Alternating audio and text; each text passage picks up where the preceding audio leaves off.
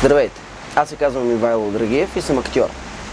Ако не се интересувате от природата в България, ако ви е все тая какво се случва в тази държава, натиснете стопа сега. Ако ли не обаче, изгледайте до край това клипче. Здравейте, казвам се Юлиан Вергов и съм актьор.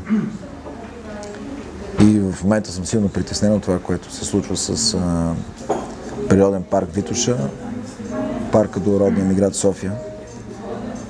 Парка, в който неведнъж съм прекарвал голяма част от времето си като дете. Здравейте, аз съм Калин Врачански, актьор съм.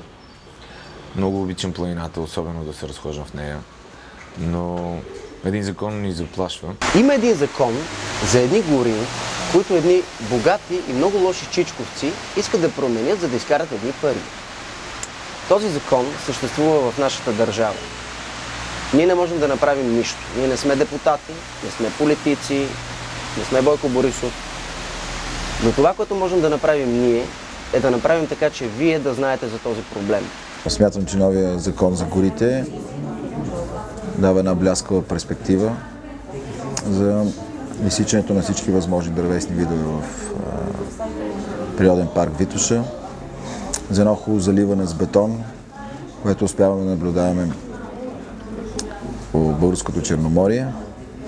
И така ще имаме идеалната възможност след време децата ни да се разхождат из парк Витоша по едни хубави асфалтирани алеи.